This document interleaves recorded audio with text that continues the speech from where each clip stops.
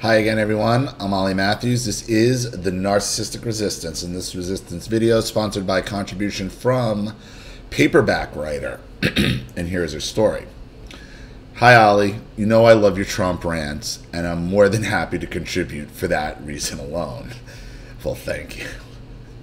Whenever I click your videos and hear the Keck music, I know it's going to be a good day, especially if you're on a Trump rant.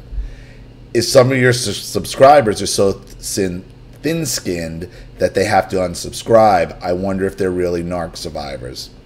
Because I can tell you what, if I were a huge Hillary or an Obama supporter, I wouldn't cut off my nose to spite my face and unsubscribe. I just wouldn't watch those particular videos. It's like vowing to never listen to your favorite radio station because One Direction made the music rotation. It's just retarded. I don't know if I could be seen anywhere where One Direction is, but that's a subject for another video. I understand your point, though. And that's what I said. Like, look, you don't have to love my politics. Don't watch them. Look, for the limited amount of political videos I actually do, what I have, I'm approaching, what, 1,300 videos? If you need to really unsubscribe because I'm a Trump supporter, I mean, that's, again, and I've said this, that says more about you than me.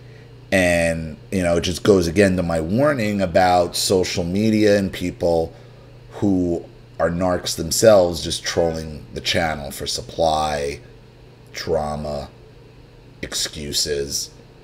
You know, and it's just another thing that goes along with narc recovery and YouTube and doing it this way. I also have to wonder if the people who call Trump a narcissist ever actually known a narcissist. The man has an enormous ego. It has been said about me, Paperback Writer, that I have an ego, that I too have an ego. Well, to be fair, Paperback Writer, you are a New York Times best-selling author. You're allowed to be proud of your accomplishments, but, you know, narcissist, you're not even allowed that. You're not allowed any pride in yourself or your accomplishments. It's all viewed as ego, and that's a lot of that with Trump. I mean, look, to sit here again and go back and forth about his successes and you know, when they point at the bankruptcies or this failed or that failed, when the guys run 500 different businesses, some are gonna fail and most have succeeded. You're allowed some ego with some success. That's probably true, but it comes from my accomplishments. Exactly. Trump's accomplishments are much bigger and on a grander scale than mine. It's like comparing a pebble to a boulder, but I'm sure we have one thing in common. Some people will hate you if you don't apologize for your success. Exactly. And that's just usually rank jealousy. People who you thought were your friends and they really don't want you to get ahead, and the people, you know, they want you to apologize because they're not where you are. And then they have to rationalize it in their heads that, oh, you really didn't earn that. You got that because of, you know this guy and you had an inside there, or, you know, you probably slept your way to the top, or you think you're cute, or, you know, whatever it is. But it can't ever be about their own self-reflection on their own work. And look, let's just face it, doing stuff like what you being a writer, or even being on YouTube, a lot of it's hit or miss anyway.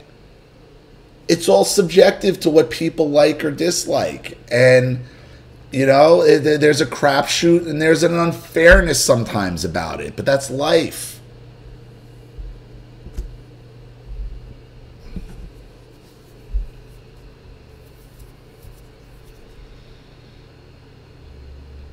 I've met people who think it's my duty to make them feel better about me selling more books than they do. Like, then they really shouldn't be authors, honestly. But I understand where you're coming from.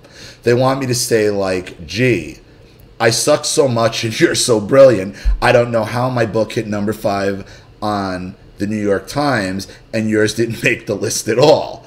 I don't play that game. Right. Like, why would you? Why would you?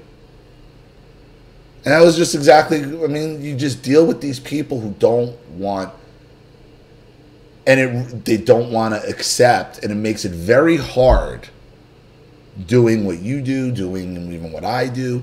Like, people get jealous because they feel they compare themselves to you and the other people. And again, this is why, like, I don't really involve myself on other YouTube people's channels, and I don't, not on narcissism at all.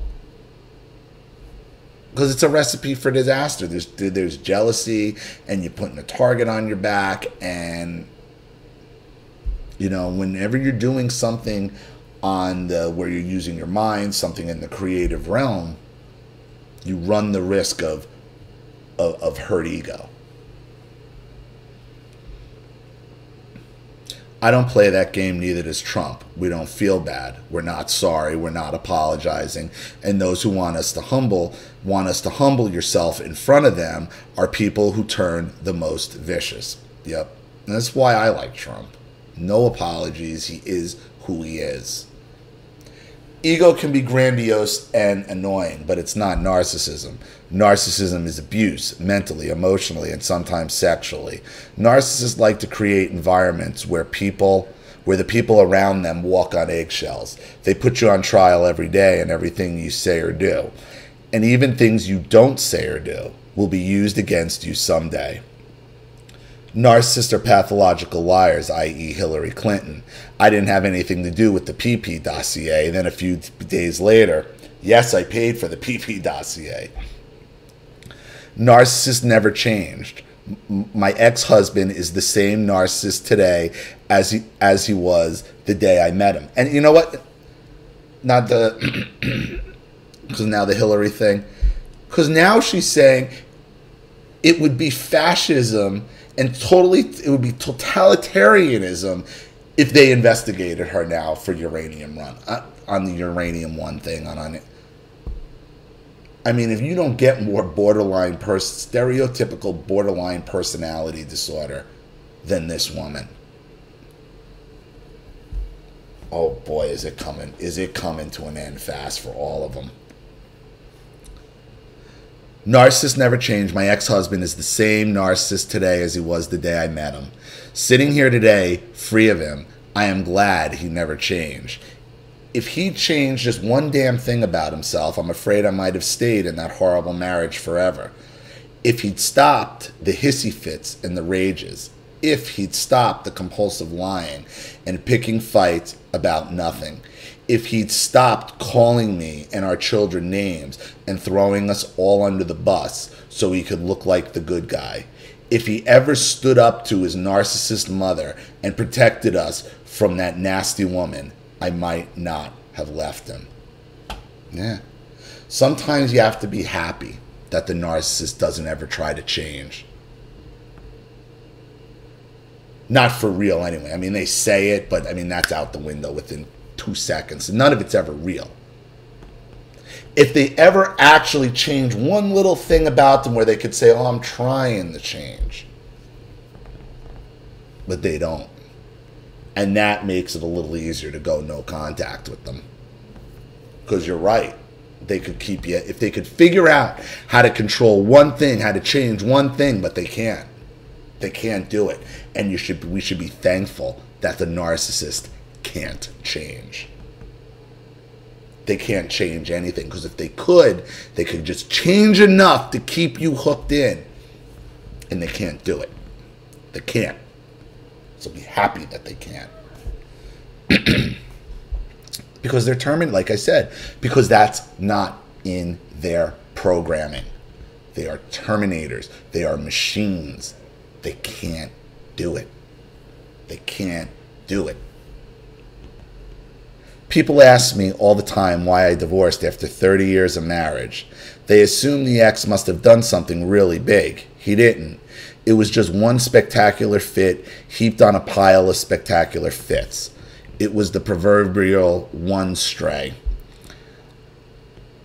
On that one straw night, he'd been on the phone trying to bully my daughter, and she hung up on him.